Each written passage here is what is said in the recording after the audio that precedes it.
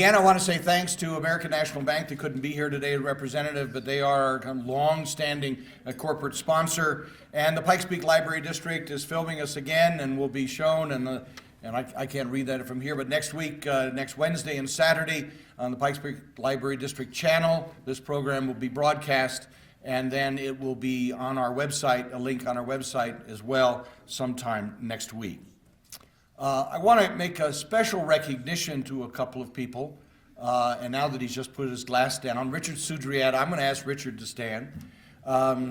Richard, as well as being a longtime friend of this organization and former member of the board, runs the Center for Diplomacy and Democracy. I got the two D's in the right order today. But I just wanted to say a public thanks to Richard for his collaboration and help in bringing Ambassador Maisto here.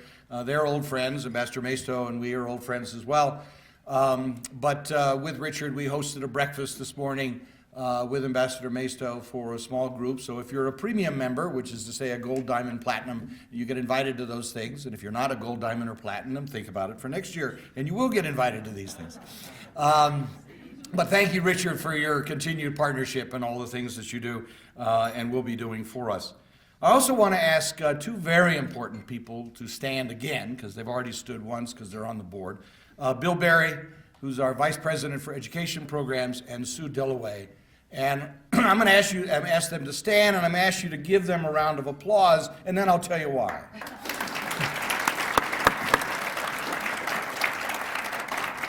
As you should know, but you don't often see it, unless somebody's coming to this luncheon, our outreach to secondary schools in this region is an important priority for us. It's been a long-standing part of this council, long before I ever got here. As some of you know, I came from the Pittsburgh World Affairs Council, where it was a major priority for us, and I'm delighted to discover when I got here, no surprise, that it's a priority for this board. It's simply a question of resources and capacity. But what this council already does in education outreach for high schools and bringing, when we can, high school students to these luncheons, to evening programs and so on. Our high school symposium in the fall, which I think had over 450 students at this year. But 2 weekends ago, in the midst of a little snowstorm, Bill and Pam Lively from the District 20 hosted our, which annual? Eighth annual Academic World Quest competition.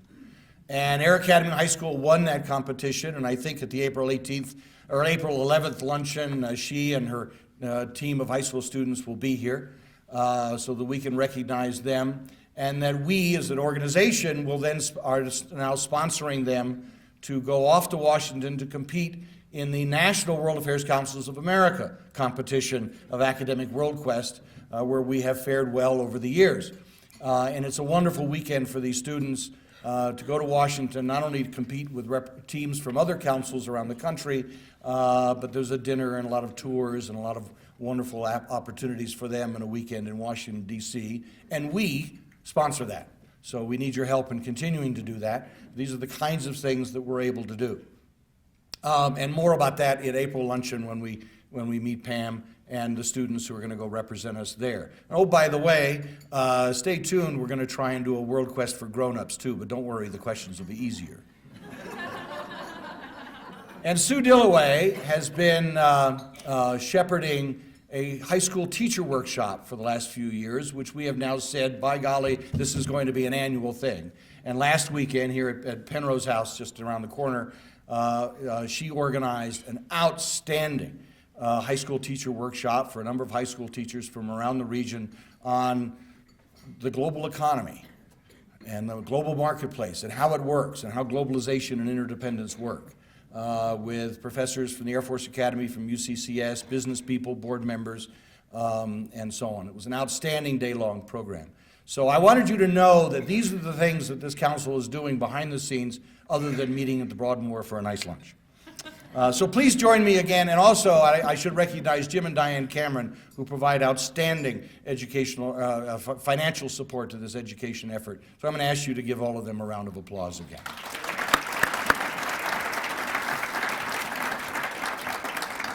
We're visited again, as we are at virtually all of our programs, and you can tell by their uniform. Members of cadets from the Air Force Academy and Professor Damon Coletta, who's a Latin Americanist in the Political Science Department, bringing them with us today. So we appreciate their being able to be here as well.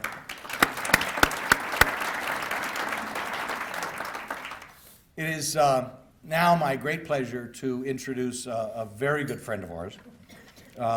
John Maisto, probably better than probably 12, 13 years ago, met in Pittsburgh. He is a Pittsburgher. We brought him home. He was ambassador to Venezuela at the time, and some guy named Chavez had just been elected. And John came to Pittsburgh, and we got to know him. He was already a friend of many folks in Pittsburgh, and we joined that friendship. We've since worked together with him on a variety of things related to our connection to Nicaragua and my wife's work in Nicaragua over the last 6 years in community development and a variety of things. And John has been a great support to all of that and a great help. He's a man with a very distinguished diplomatic career, and you have his bio. He was ambassador to Nicaragua right after the Ortega Civil War Revolution in the 1990s when Doña Violeta Chamorro was president. But I have to tell you a story. We were with John. I mean, people in this country don't know who the Nicaraguan ambassador to the United States is, much less who it was 15 years ago, right? And we were with John in Managua, and somebody came up to him on the street and said, "Ambassador Maisto, Ambassador Maisto." I mean, they know him. They know who he is. He had that much of an impact on the country. He was also Deputy Assistant Secretary of State for Central American Affairs, was connected with Panama and some guy named Noriega, who is still around. He was ambassador to the OAS. He retired from the Foreign Service, then was called back to be in the George W. Bush's NSC under Condi Rice to run Western Hemispheric Affairs, and then went off to be ambassador to the Organization for American States. And since his second retirement from the Foreign Service and government service, he has remained connected. And I just have to tell you, I'm not a Latin American specialist myself. I've learned more from this man about that continent, that part of the world south of us. And I am amazed still at his continuing connections to governments, to politicians, to universities, to NGOs, and to just about everybody. I know John will want a lot of time for questions, so I'm going to get off the stage, but I'm just trying to prime the pump a little bit for what I know will be an outstanding Q&A, and just to spice that one more with a cherry on top of the icing, came back from Cuba last week. So warm up your questions, and without any further ado, our good friend, John Maisto.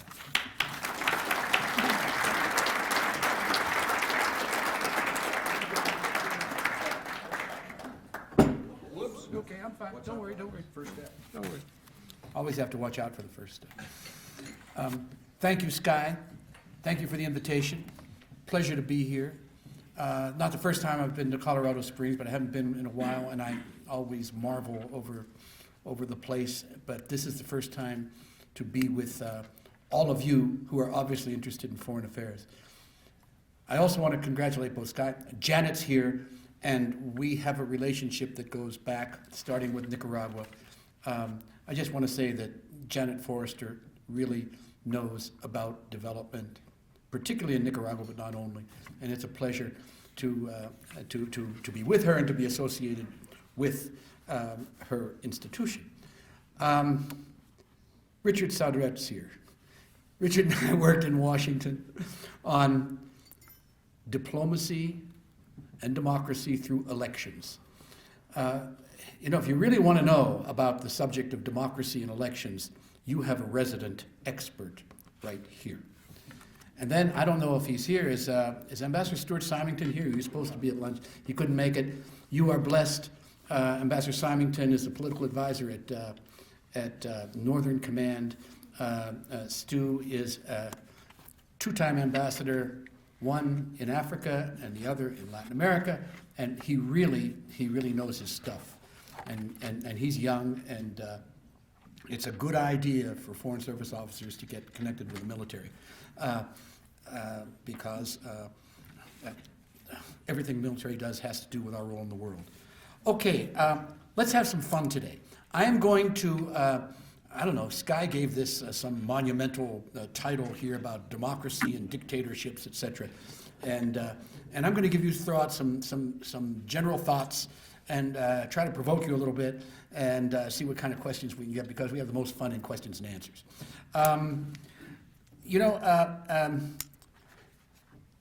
A prominent Latin American, a Mexican by the name of Jorge Castañeda, wrote an end-of-the-year article published, I think, in the New York Times. The title was, "Good Times Down Latin America Way." And he said, you know, the old Sinatra song, "It was a very good year." Well, last year was a very good year in Latin America. I thought about that for a while. And then I was up at the Kennedy School for an event, and Richard Haas, chair of the, he's the chief executive officer, whatever they call it, of CFR, Council on Foreign Relations in New York, in response to a question at the Kennedy School by a rather emotional Latin American graduate student, said, "You've been talking and talking about all the parts of the world, you didn't mention Latin America." And Richard said, you know, Latin America gets little attention because Latin America is doing well.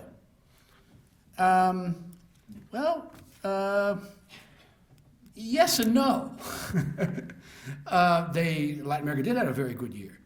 In political terms, you got to remember one thing. Starting point, Latin America is an area of the world that has all elected democracies. That includes Chavez's Venezuela. It includes Nicaragua with Ortega in the presidency. Minus one, Cuba, a one-party state, which is a socialist, Marxist-Leninist entity, is not by any definition, except theirs, a democracy. I would say there are three categories of Latin American democracies, the ones that are doing pretty well. The Brazils, the Chiles, the Perus, in terms of their political structure. They have elections and no more military takeovers. The Colombias, Panama, Costa Rica, Mexico. It's a working, functioning democracy. All the Caribbeans, all the English-speaking Caribbeans. Although there is a lot of problem in the English-speaking Caribbean, in both Jamaica and Trinidad and Tobago, with crime and the penetration of narco gangs. Then there are countries that are kind of in the middle that are struggling with their institutions. I would throw Ecuador into that. By the way, a good democracy is Uruguay, left of center. Struggling one is Paraguay. And then you have the other Central American countries that are struggling, Guatemala and Honduras. I guess I'm going to have to put Nicaragua in there too, although there are countries that are on the border of playing around with a slide back to some sort of authoritarian rule. Leading that pack, of course, is Venezuela. Evo Morales' Bolivia is part of that, but that has to do with an indigenous reality in Bolivia that is completely new in the Bolivian political scene. And Daniel Ortega's Nicaragua. Those three would be kind of on the edge.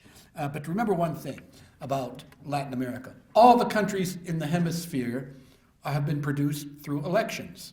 And in order to be a member of the Organization of American States, you have to be an elected government and practicing democracy. Now, the practice of democracy is kind of problematic in some of them. The only other area of the world in which you have to be a democracy to be a member of the club is the European Union. Not so in Africa, not so in Southeast Asia, not so in the Middle East, et cetera, et cetera. So that puts the tradition of political democracy in Latin America as pretty strong. But what's going on in Latin America? The regional growth rate last year was 4%. Huge demand for raw materials from both China and India. Minerals, agricultural products, forestry. You have the great Chinese, remember Ross Perot's sucking sound? There's a sucking sound coming from China to get all that stuff. And examining the role of China in the hemisphere is another, it's a Washington favorite now. There are different, that would be a good subject, the role of China. Lots of people who know that stuff, but I'm not going to get into it today. So you have 55% of the populations of Mexico, Brazil, Chile, Uruguay, and Argentina are middle class. That is quite something. Middle class. What happened in Latin America? they did a lot of financial reform when we didn't. The IMF and the United States and other countries leaned on them to get their financial houses in order and to improve their tax systems, and a lot of the countries did that. So when we had our big financial crisis, they didn't. A lot of governments had saved money. Can you imagine? They put money away. The Brazilians did it, the Chileans did it, the Colombians did it, and the Mexicans did it to a certain extent. They don't like to admit that, but that they followed, that recipe, but they did. And you even have lauding of some of the things that come out of Latin America. I can't get over Newt Gingrich talking about the Chilean pension system and saying that we ought to have that kind of pension system in the United States. But maybe that example doesn't hold sway very much, I'm not sure. But I want to leave you the thought that for the United States, Mexico is the issue. And following close behind is the northern tier of Central America. That's Guatemala, Honduras, and El Salvador. Why? The Mexicans are struggling to preserve their democracy, which is being threatened by narco-terrorist groups. There are a couple of cartels there's a Sinaloa cartel, and then the Zeta cartel, Sinaloa in the west, the Zetas in the east. And Mexico is coming up to an election in July. It's going to be a very important election. It's going to be an important election because the next president of Mexico will face drug-related brutality, the costs of violence, which are tremendous, the best moment of Mexican relations with the United States ever. They're going to elect Congress and governors. And the issue in Mexico is violence. And how do the Mexicans deal with this violence? And there are some who say the Calderon government isn't, it shouldn't have taken on the narco guys. It should have stepped back. But the Mexicans are kind of, they haven't figured out yet. The party that could win, the old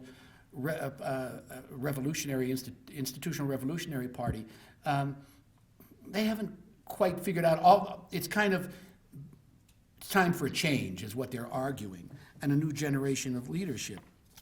And the PRI, which is in the lead, wants a comprehensive attack the root causes, do socioeconomic development, fight corruption, etc.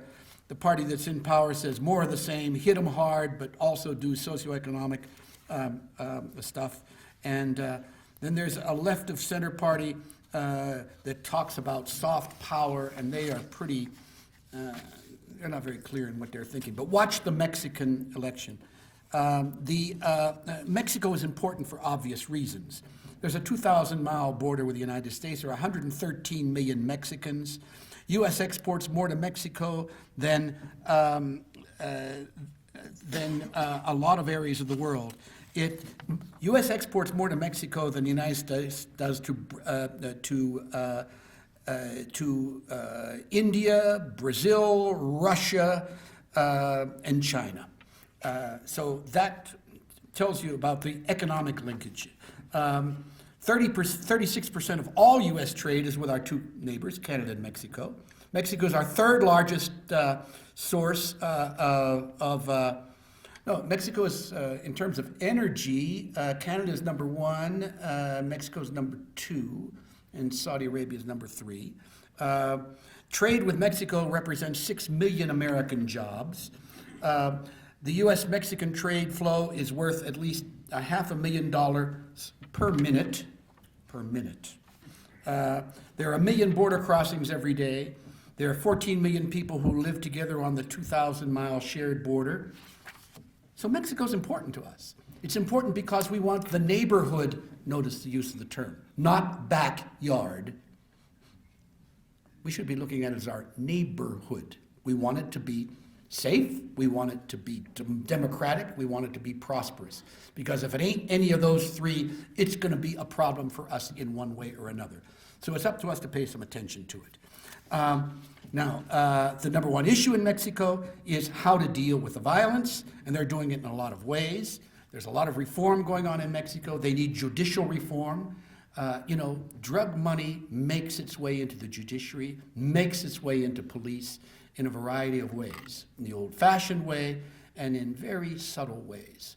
For example, if a Mexican judge receives an envelope in his office or at home that has a photograph of his children going to school, that makes him stop and think about how he does his job. There are ways to communicate. That happens. What do you do about that? Well, you reform. You have to pay people better. You have to hit hard at the bad guys, and the Mexicans are hitting super hard. There have been a lot of capos who have been taken out. I just saw in the paper today that one of the big people in amphetamines, which is huge, in addition to 90% of the cocaine entering the United States comes from the Andes through Mexico. Marijuana, which is also a huge crop, for the insatiable market for those things here in the good old USA. And that really bothers Mexicans and Central Americans and Latins across the board because, it's law of supply and demand. If there weren't so much demand, there wouldn't be so much supply. But Mexico is struggling with it. With regard to crime, 95% of Mexican crimes are in the three border areas, Tijuana, Matamoros, and Ciudad Juarez. There are 38 points of entry. By the way, 15 to 25 billion, that's probably, it's more than that now, of drug proceeds per year go back to Mexico. They come here, they're sold, and the money goes back, either in the form of arms or in the form of cash. And the criminal groups keep revising their strategies. Their routes, they go by land, they go by sea, and they have the best telecommunications. And so what do we do? What does the United States do? What is our policy? Our policy with Mexico and the Calderon administration started in the Bush administration, continued by the Obama administration. It's a bipartisan approach. We have something called Plan Mérida that gives Mexicans a lot of money for a lot of money. Well, not that much money. Maybe $1.5 to $2 billion. Okay. So the name of the game is to help them dismantle the crime organizations and to deal with the gangs. Now, just below Mexico are Guatemala, Honduras, and El Salvador. Their issues are, Guatemala is, some people say, close to being a failed state. I don't think it's that bad, but it's pretty bad. Has one of the biggest homicide rates in the world. And what happens when the Mexican guys are squeezed? The Guatemalan, the bad guys emphasize their activities there. Similar in Honduras, and El Salvador is struggling with it. In El Salvador, you have the gangs issue. We export gangs out of Los Angeles back. Those are Salvadorians who've been caught in crime, and they go back, and then they do gang activity. Costa Rica is doing well, a lot of tourism and retirement, but the number one issue in Costa Rica is also violence caused by the movement of drugs. Panama is the star of the region, 8% growth last year, but they do have crime problems. Remember the Panama Canal? Well, the Panamanians are really running that very well and making money on it. South America is another picture. Brazil is the star. And you all should do a program on Brazil. South America has been described as Brazil and the other countries. They are doing so well. They're doing so well. President of Brazil is visiting Washington within several weeks. We have big trade with Brazil. There's a lot of cooperation that goes under the radar. Sometimes we have differences. There was some concern, a left of center government in Brazil. I was in the White House in 2002 when Lula was elected, and there were some people in Washington going crazy. Oh, the continent is going to the dogs. Lula's a labor leader. He's a commie, et cetera, et cetera. Wasn't the case at all. He just kept the very thriving economy going with the private sector, got along very well with President Bush, gets along very well with President Obama. He did, and then Dilma Rousseff has come in. And by the way, 62% of Brazilians have a favorable view of the United States, and 75% of Brazilians believe in free market economics because it works. They've already taken a dent out of poor people. They've improved they've taken about 50 million Brazilians out of poverty as a result of economic progress over the past few years. Yes, Brazil has a population of 170 million people. The Chileans, doing something similar, Chilean style, have reduced poverty over the past 15 to 18 years from 40% to 14%. In Chile, if you have student unrest, it's because newly arrived people in the middle class want more. That's what happens when you have development. People demand more. And there's nothing wrong with that. Country by country, kind of a machine gun approach. Colombia, we put $6 billion into Plan Colombia 11 years ago. Colombia was on the verge of being a failed state.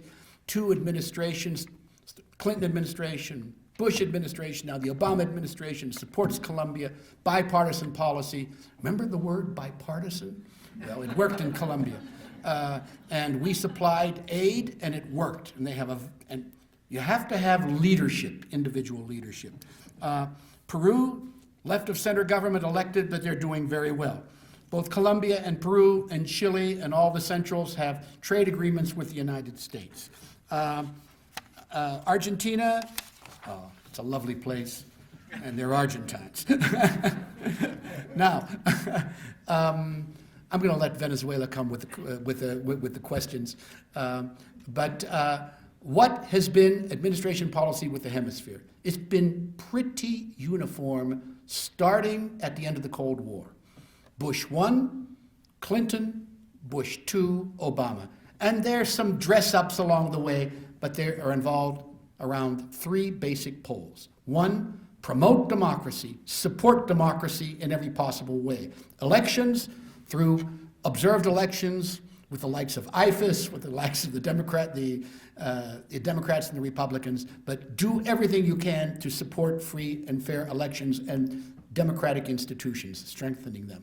Number two, the economic side, growth. How do you achieve growth? You achieve growth through improved economic activity, trade and investment. And the countries that are doing well do have a very good relationship with us. A certain amount of aid, yes. Bilaterally, it's going down in importance. Multilaterally, more important. And third, helping countries deal with security threats. Everything from narco-terrorists to drug gangs to crime in the cities, improving the police, and we have a lot of bilateral activity that's dealing with that. The Obama administration has added one more to it, a lot of environment and concern, climate change stuff that shouldn't surprise anybody. Plus, supporting multilateral institutions that are dealing with issues. In the hemisphere, the Inter-American Development Bank is supposed to be the big-time provider of infrastructure assistance, and the Organization of American States is supposed to deal with political human rights issues. The OAS has not done such a good job, except on the human rights side, not so much on the democracy side. I can get into that in questions and answers. Now, so we have done pretty consistent policies, and we're going to continue, I would predict, to do that during the last year of this administration and into the next administrations. Because if you go back, you don't hear much about Latin America unless there are big problems. And in a way, Latin America is suffering from its own success. But if we don't pay attention seriously to helping the Mexicans get through their difficult problems and the Central Americans, it's going to come biting us again. Maybe one final word about Venezuela. There's a lot of concern about Hugo Chavez and his rhetoric, etc. In spite of all the stuff you hear coming out of Caracas, they haven't stopped selling 1 barrel of oil to us, and they won't. I'll leave it there.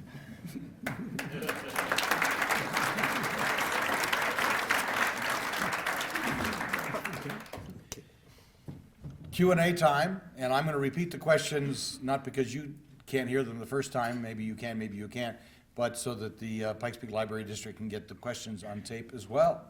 So we have lots of time for question. Yes, sir? Let's start out with Venezuela. I understand Hugo Chavez's life is going to be short. So what follows? What follows? Who follows Hugo Chavez? Well, you just asked the question that's on the minds of all the Venezuelans. And the big question mark is his life really going to be short or not?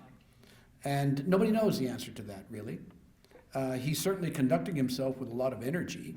Some say that it is induced by his doctors and how they treat him. What we do know is this. Let's start with what we know. We know that, number one, there's going to be an election on October 7th in Venezuela. Number two, Chavez is already campaigning. He's been campaigning, and he's been spreading around money to poor people. Number three, the opposition, the maligned opposition, has united around one candidate. They did a remarkable primary election on Sunday. Almost 3 million people came out and voted in the face of intimidation. Voter population of between 12 and 14 million in Venezuela. And the opposition candidate is a very sharp 39-year-old governor. They have had elections in Venezuela, and the opposition has won elections in the past. What we don't know is how the election is going to go. If Chavez gets through the year health-wise, how he's going to look to the Venezuelan electorate. Venezuelan electorates like to go with winners. There are real issues out there. The economy is in terrible shape, 30% inflation. It's the worst run economy, I think, in the history of Latin America. But don't expect it to break down because the price of oil is going to change. It's not going to change. It's going to remain high. You'll see it at the gas pump. It will remain high. And the Venezuelans can give away money and still have enough money to deal with their essential issues. There are a lot of question marks. Chavez's civilian support, who are they? There's no clear line of succession. They do have vice presidents, but they can be reappointed at any given moment. Then there's a question of the Venezuelan military. Could you have some sort of military action in one way or another?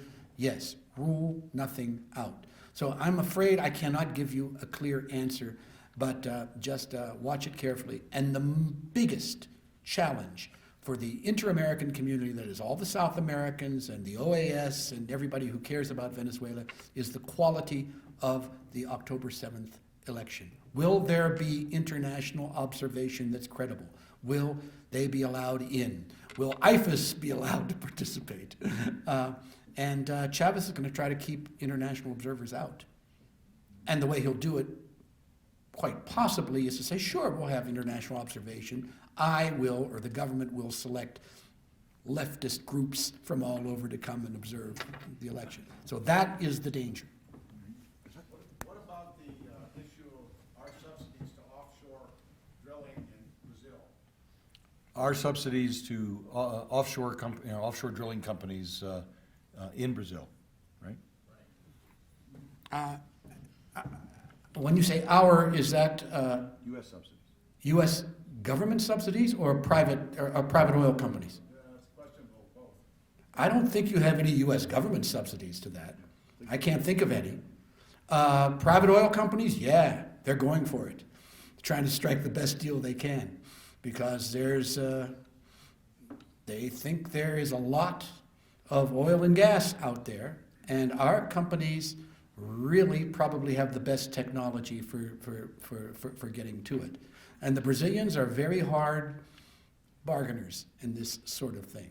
So I think our companies see a real opportunity, those who want to go in it, and it is going to be a source of increased, I think, I look at it positively, increased cooperation for the United States and Brazil, because the Brazilians will consume a lot of it, but they'll need to export it as well. So there's opportunity there. Yeah, could you comment on support for education, both from within Latin America and from the U.S. to Latin America? Support for education, an area you were heavily involved in, support for education in Latin America from the U.S. and from the Latin American governments themselves. Big question. Everybody in the hemisphere and in the United States says that education is the big issue. We should be doing, all of us should be doing much more to promote education. The only problem is, how do you get from here to there? Now, the governments are doing a reasonable job, those that are modernizing governments, in Brazil, Chile, Peru, Colombia, Mexico, Costa Rica, and even the afflicted countries of Central America, Uruguay. Not a bad job. Steady progress as the middle class increases, as they steadily reduce poverty, built upon this, export-driven system that's in place. But, the price of goods is high, so they're moving along in the right direction. What they are really falling behind on is quality higher education. And there is increased attention to it. This year, there's going to be a lot of attention to it at the Summit of the Americas in Colombia in April. One interesting thing is President Obama has announced that he wants to establish a number of 100,000 student interchanges between the United States and, on the one hand, Latin America, Caribbean on the other, both undergraduate and graduate. The only problem is this has been announced as a goal, but how do you get from here to there as far as money is concerned is another issue, because, we're not going to dedicate more budget to it. And that's a real issue. Interestingly enough, the Brazilians, just after President Obama announced 100,000, Dilma Rousseff, president of Brazil, said, we're going to send 101,000 Brazilians abroad to specialize, and she put the emphasis on graduate study. They can go anywhere they want to get masters and PhDs in areas that Brazil needs. Brazil desperately needs engineers and scientists and public administrators, everything that's going to make Brazil a more viable, globalized economy. Remember, Brazil is a country in which 490 companies out of the Fortune 500 operate in Brazil and are doing very well. Of course, they're constantly dealing with the Brazilian way of working with business, which can be a little bit European and a little bit Brazilian and a little bit frustrating. But they're doing, they're doing very well. And by the way, watch Brazil. Over the next 3 years, Brazil is hosting the World Cup in soccer and the next Olympics.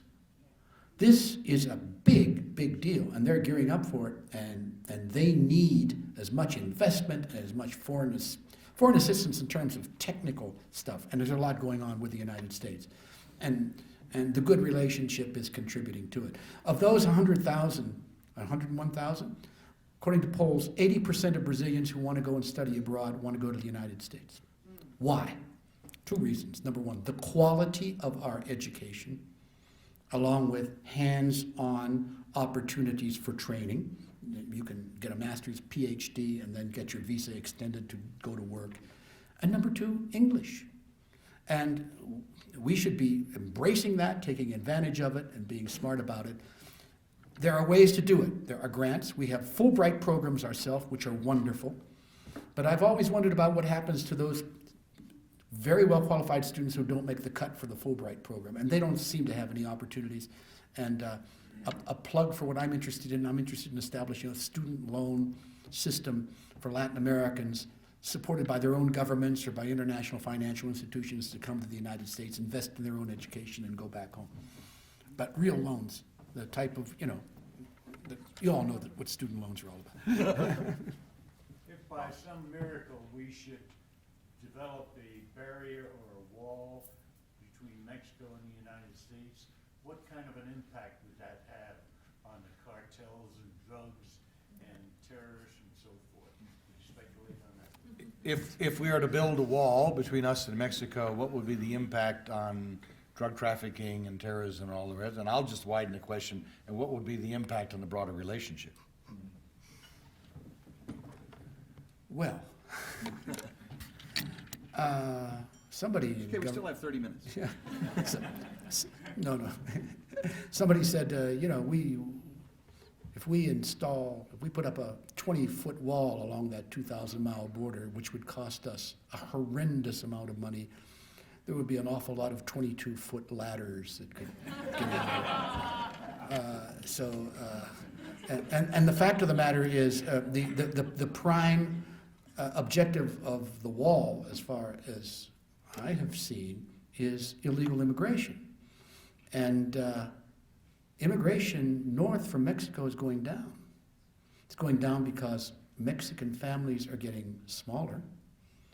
The Mexican economy is doing better. And the pool from the United States, at least until recently, was less of a pool of, trying to get workers to come here. And besides, I think that the whole inflammatory debate in the United States has scared a lot of people. The drugs come into the country not in different, very sophisticated ways. When you have 1 million border crossings a day, in both ways, so maybe only 500,000 a day from Mexico, there are lots of ways to get drugs into the United States, ingenious ways to do it. That's marijuana, that's amphetamines, that's, I said 90% of the cocaine coming north comes in. There's so much money to be made, and the money is shipped back to Mexico to the drug guys, and plus money is invested in arms, and the arms go back to Mexico. So we have two things that we don't handle very well. One is consumption in our own country to drive down the demand. And second is some sort of control of arms flowing south, because there seems to be the belief in some quarters that any attempt to do anything like that would be a violation of the Second Amendment. But one final point. What's the best way to deal with the flow of drugs coming north? What's the smart way? I would submit that the smart way is helping the Mexicans develop the institutions that are going to deal with it themselves, helping them professionalize their police. They are in the process of, the Mexican military has been doing, parts of the Mexican military have been doing a very good job, particularly of all entities, the Navy.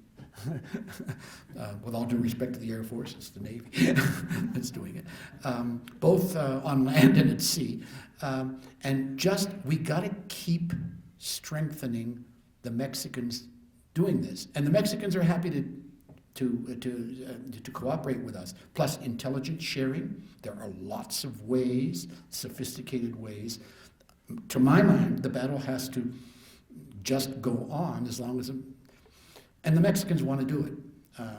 They don't want to, although there is some temptation in Mexico, and maybe even, I saw the president of Guatemala the other day said, maybe we should just give up on this and legalize drugs, and even legalize the transport of drugs through Guatemala going north, because they're tearing his country apart. Well, problem is there is growing consumption in those transit countries as well. There are no easy answers. We have to be prepared to dedicate the energy and the smart policies and the resources to help the Mexicans. The Mexicans have to have the political will and the leadership to deal with it, as do the Central Americans. And our diplomatic and security job is to just keep pressing smart, keeping sovereignty in mind, and also contributing to the socioeconomic piece. Because the biggest market for drug traffickers in terms of getting people to cooperate in the system are young men between the ages of 18 and 25. And in Mexico, they are called the ni, neither in school nor with a job. Think of that combination. Not studying, don't have a job. Come on. That explains it. All right. No easy answer. Any thoughts on whether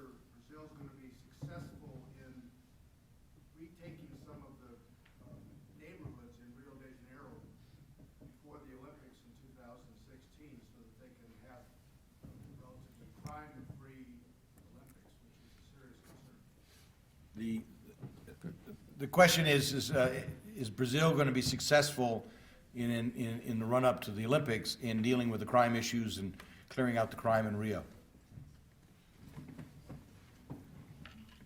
It's a big issue in Brazil. And it's a big issue for everybody watching how the Brazilians are going to do. If I had to make a prediction, I hate to make predictions about anything anymore. As I get older, I want to make fewer.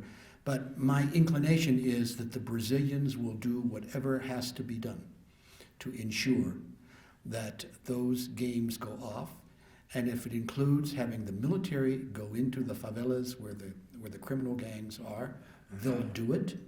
There could be very questionable methods used by the Brazilians in terms of what the human rights community would like to see. But I'm convinced that the Brazilians will do it because they feel that they have to. Whitney. Well, here I am about to ask you to predict. Would you care to speculate on the future of Cuba once the Castro brothers are no more? Might there be a happy explosion of travel, trade, and democracy, or is that much too optimistic? I think I'll just summarize that as wither Cuba.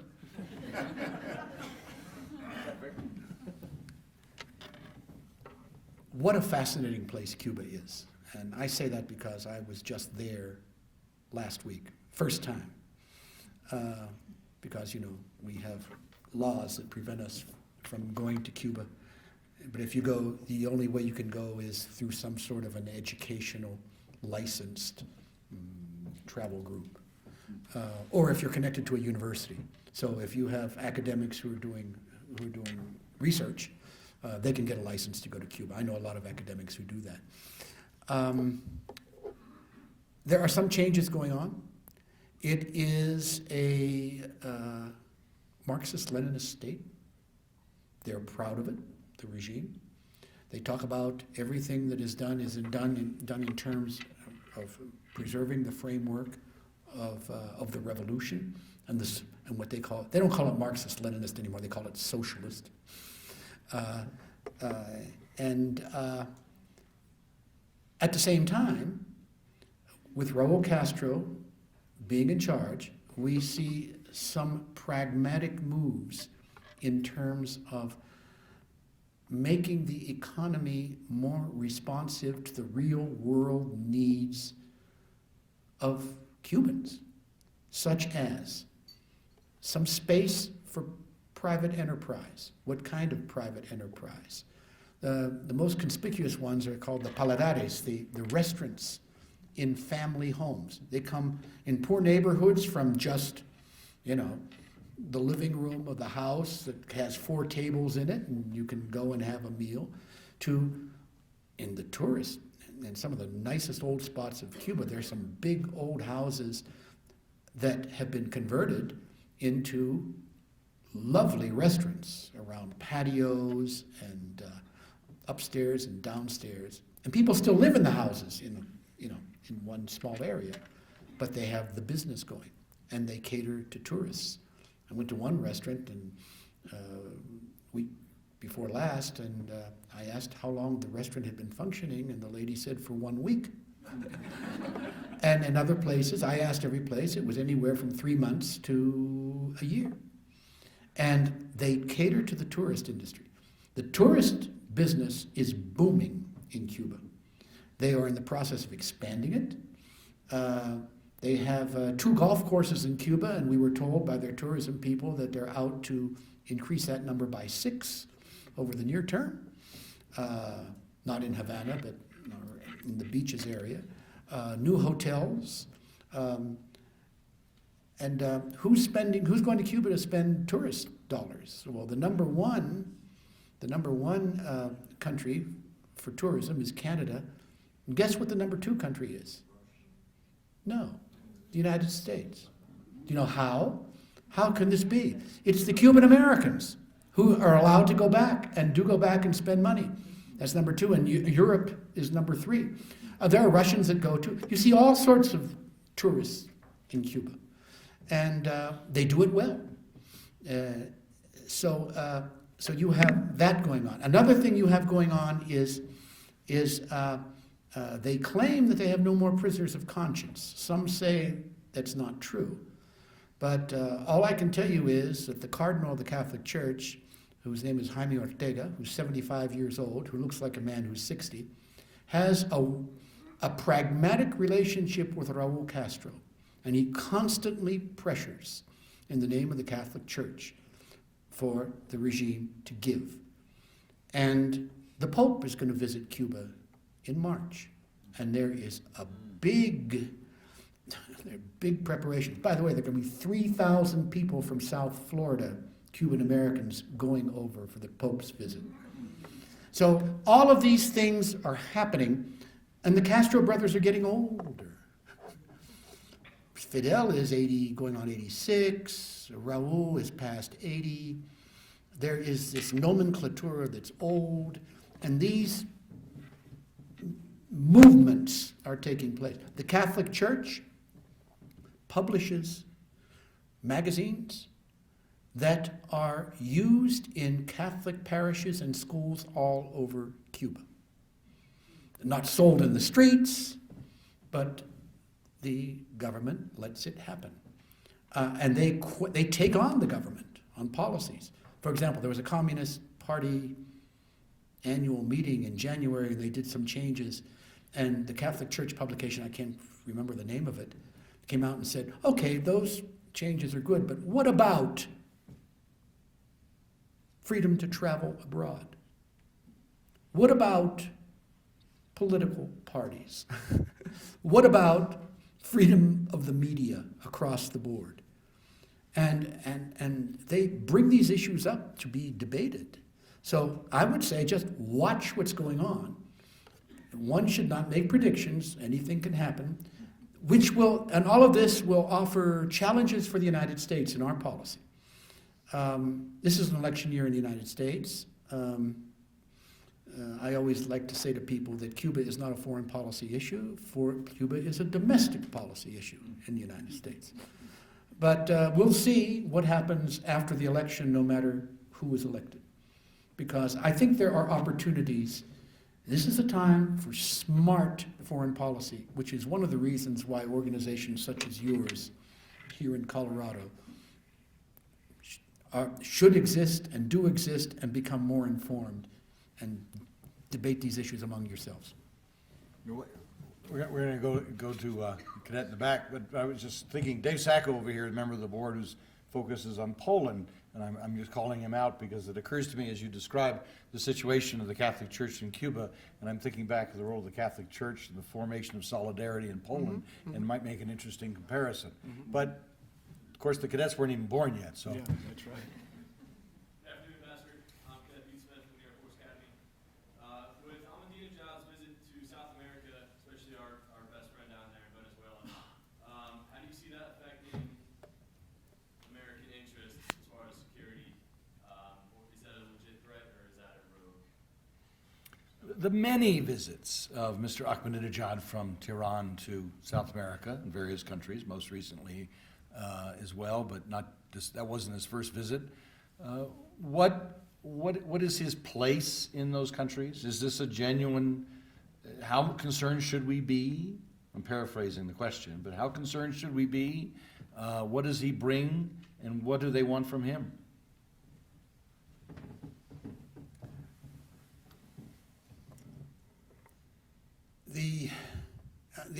This last visit of Ahmadinejad was very interesting. There's one country he didn't visit, which has the strongest relationship, and that's Brazil.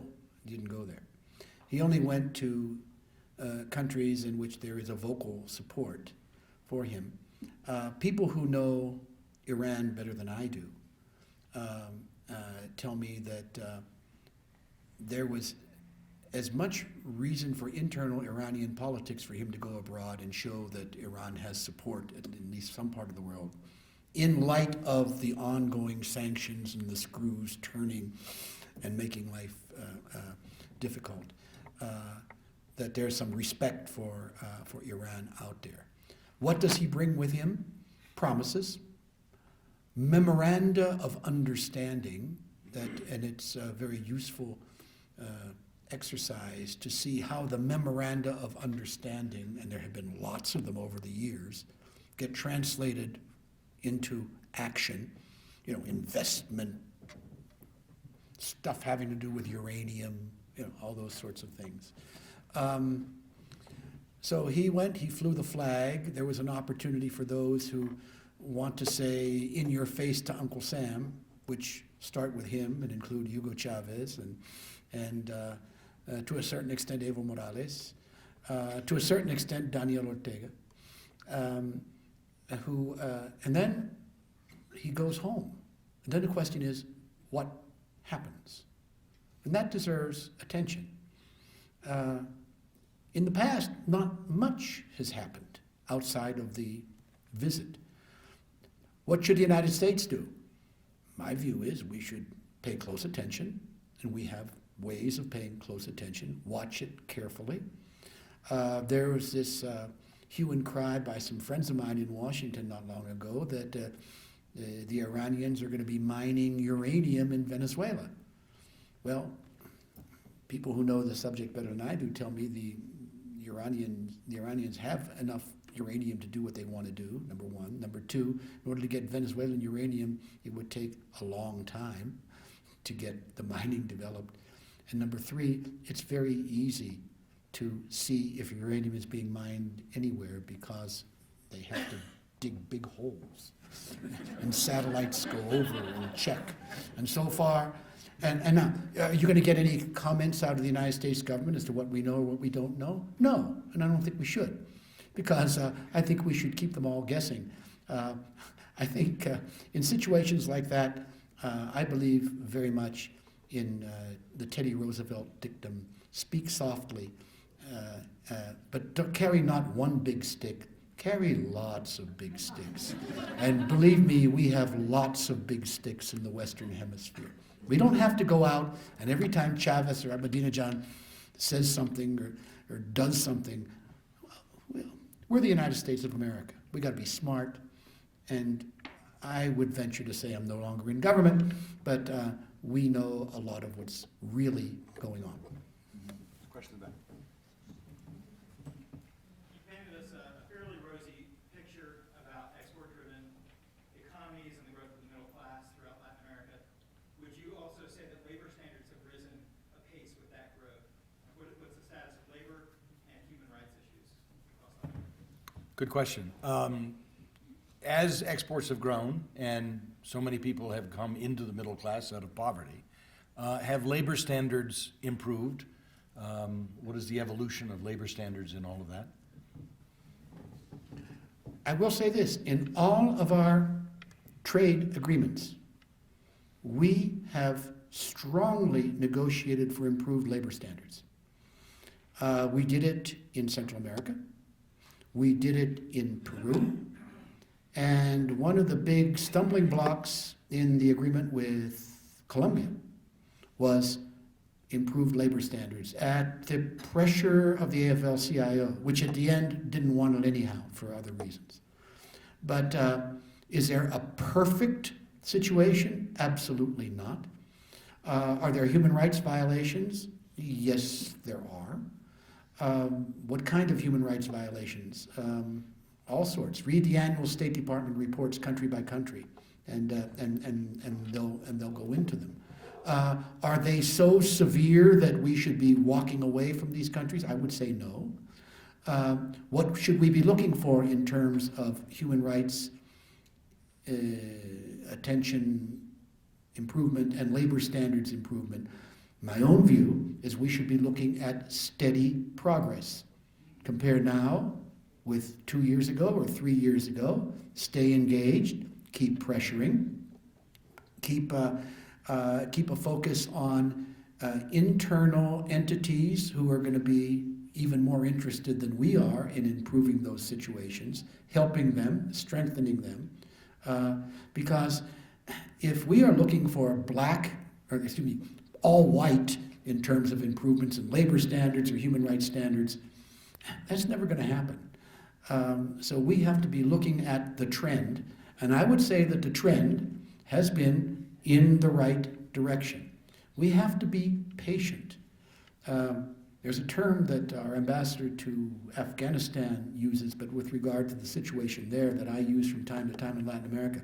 We have to have strategic patience. What does that mean? In countries where we like the way things are going in general, but there are problems, we have to be patient enough to see that we can work with them, they're moving in the right direction, and not demand the impossible, but just keep engaged.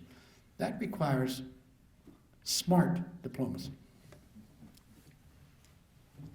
Would you elaborate on the pension and social security system of Chile and what opportunities we might learn from Chile?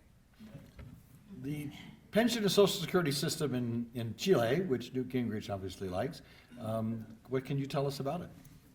Well, I'm no specialist in it, but in general, they have kind of a social security system like our own, but with fewer benefits, and they give Chileans the opportunity to, to participate in the stock market in Chile in individual accounts.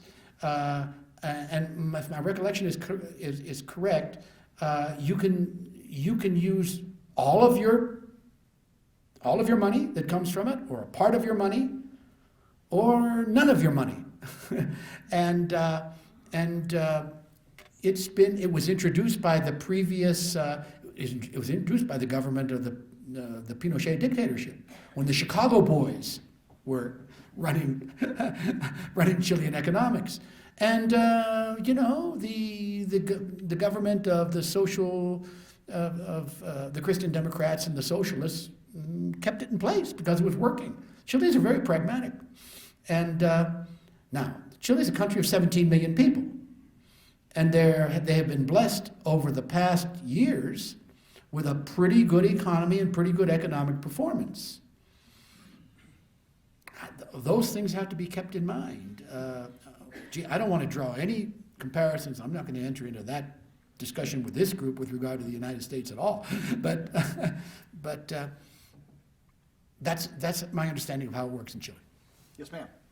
Pertaining to the upcoming election in Mexico, it's been my understanding that the men who run for president are all drawn from a pool of elite families, and I just am wondering how much difference it actually makes who is a president.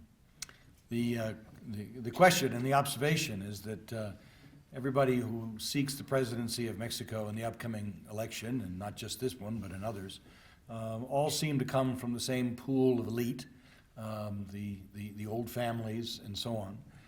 To what extent does it really make a difference who gets elected?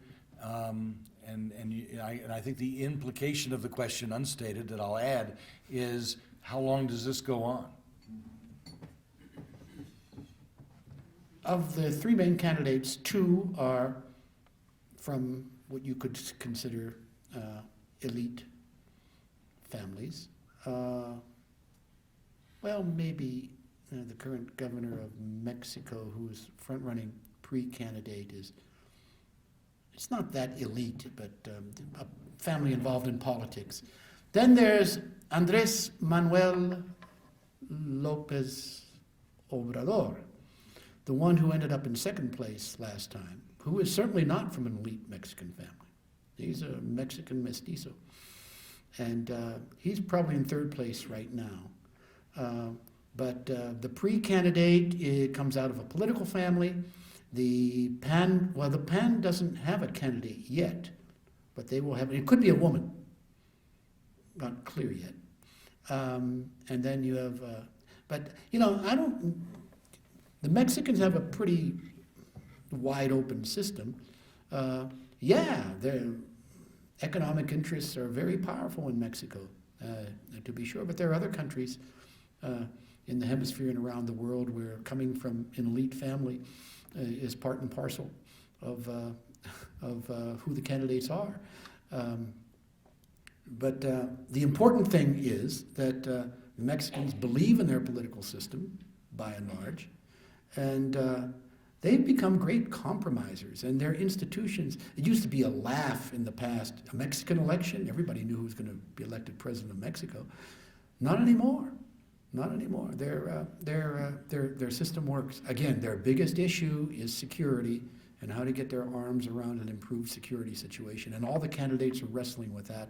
And there's no clear position outside of more of the same done better, or not so much use of force, more socioeconomic progress, and dealing with, you know, the young people who are attracted to this and removing that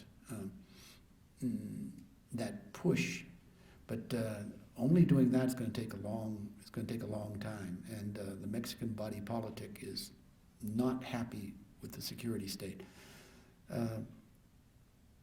But I guess my bottom line is Mexican democracy, I think, is working. It's far from perfect, and they'll be the first ones to tell it to you, but they stand by it. Yes, sir. Yeah, go ahead. No, yeah, go ahead, second round. Go ahead. Yeah, you're up. I commend you for not trying to predict, for instance, who would believe the consequence of September 11th is an explosion of talk radio in Iraq and Kurdistan. And who knows where that'll lead. But the question I had is, what happened to the lady who kind of led the charge in Colombia or Bolivia, I forget which country, against the narco-totalitarian groups and the assassination groups? I forget her name, but what has happened to her? She was a parliament member. Question is about a parliament member we don't really remember the name, but who had been very much involved in you said Colombia or Bolivia? Colombia or Bolivia in fighting against these totalitarian. In taking some measures against gangs, and She was elected. she was an elected parliamentarian. To what? To the presidency? She was a parliamentarian, right? Yeah, into the parliament, I think. Ringing a bell? Not easily. There have been several Colombian women who have been who've been elected to parliament and then served in the Colombian in the Colombian Congress. Very impressive. In Bolivia,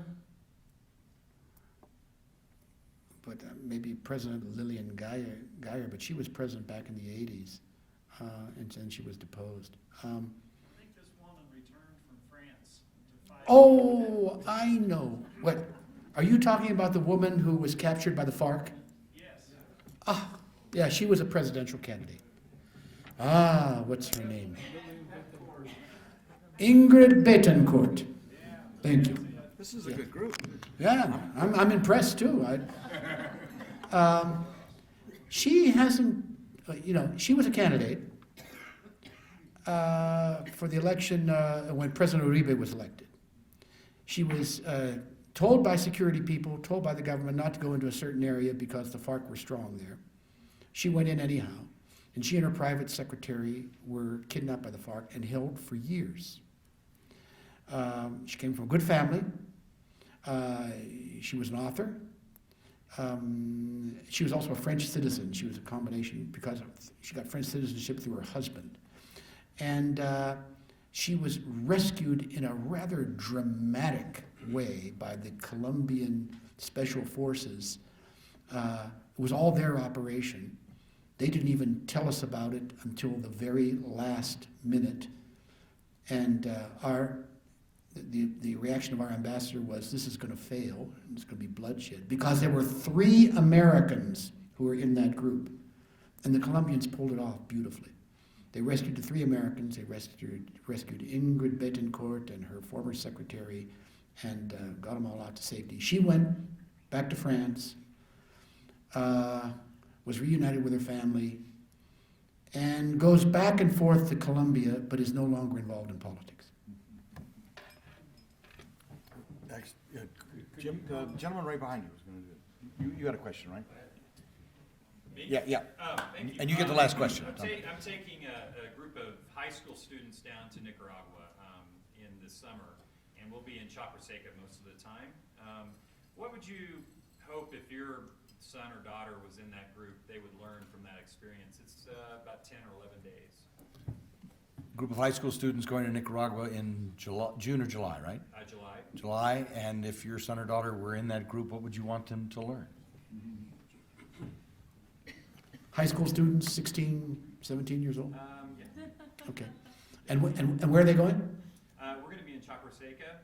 We're flying into Managua. Yeah. Okay. Will they be staying with Nicaraguan families? We'll be staying in a Catholic retreat center. Okay, that's good enough. I think they will have, I'm prejudiced. They will have a memorable, positive experience. They're going to go chaperoned, to be sure, because I wouldn't let my son or daughter go without an adult chaperone. But they will be exposed to kids their own age and families and a way of life that's different, more simple. But they would be surprised by some of the things that Nicaraguan kids their age are interested in. Some of the same things American kids, music and baseball and all sorts, dancing and et cetera, et cetera. My prediction, I will make a prediction about this. My prediction is they're going to have a great time. I'm not overly worried about security. It's interesting. Of all the Central American countries, Nicaragua is the most secure, and everybody admits it. And it's, you know, the Sandinistas are in power. And I think there's a reason for that. The Sandinistas have learned, both their police and their military, they passed, if you choose, from a revolutionary phase back in the 80s to a professional force. And they had to serve 3 separate administrations of people who were not Sandinistas, and they became professionalized. The chief of Nicaraguan National Police is a woman, and she's very highly respected, and she's very good. And they do a good job.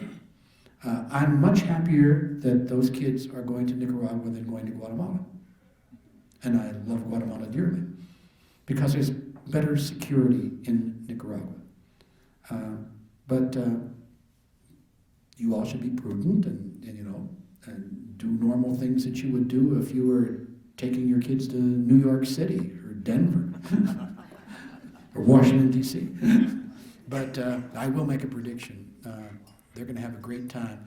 And by the way, Janet Forrester knows an awful lot about all parts of Nicaragua. She knows more than Sky does about Nicaragua. Infinitely more. Infinitely. Please join me. I do. You know, anybody asks a question, you know, do you know this person and so on, and he knows every candidate. You know, we play Trivial Pursuits with John Maisto all afternoon about Latin America. Please join me in thanking Ambassador John Maisto.